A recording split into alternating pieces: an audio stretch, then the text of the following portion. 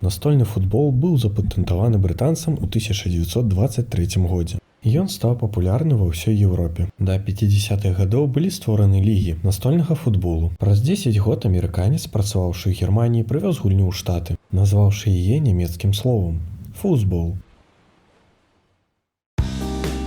У Францыі гульня стала вядома як бэбі-фут. Гэтая кампанія вырабляе як гатовыя сталы, так і сталы на заказ, як гэты з удзелам байкераў. Вытворчасць пачынаецца ў ліцэйным цэху, дзе выплаўляюць алюмініевыя нарыхтоўкі. Ліццёвая машына залівае расплаўлены алюміній у форме гульцоў. Робат здабывае адліўку з ліццёвай машыны. З формы ўдаюцца 4 гульцы, у кожнага з якіх на майцы паказана назва вытворцы. Працаўнік змяшчае кожную адліўку на прэс. Затым адным ударам падзяляе 4 гульцоў і абразае лішкі металу. Кіраваны камп'ютарам варштат прасвідроўвае ў цэнтры кожнага гульца адтуліну, праз якую будзе праходзіць стрыжань. Затым варштат прарабляе ў спіне гульца адтуліну для шрубы, якім гулец мацуецца да стрыжня. Іншы станок выпіловае празор у задняй частцы, каб пакінуць месца для адкруткі, якой гулец можа замацаваць яго на стрыжні. Пасля гульцы адпраўляюцца на фабрыку настольных гульняў, дзе работнік наносіць базавы пласт белай фарбы.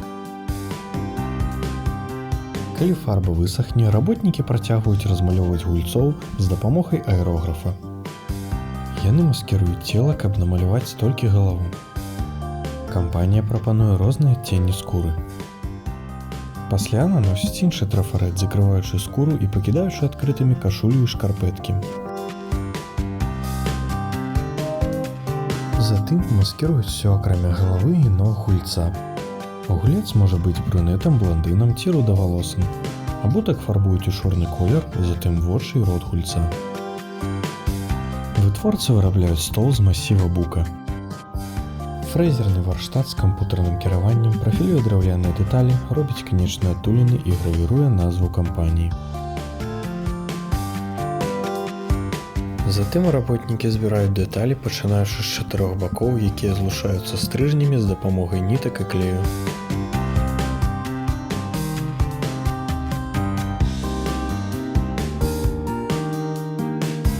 Пасля заладкі тарцоў драўлянымі панелямі працаўнікі ўсталёўваюць драўляныя падпоркі, якія ўмацоўваюць стол.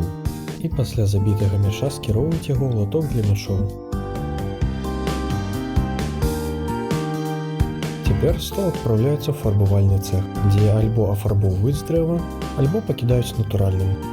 Для гэтай мадэлі таксама наносяць чырвоную фарбу на палоскі ў паглыбленнях і лагатып.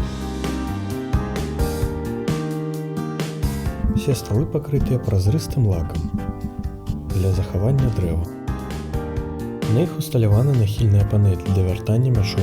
Калі гулец забівае гол, мяч скочваецца па панелі ў алюмініевы паддон для вяртання.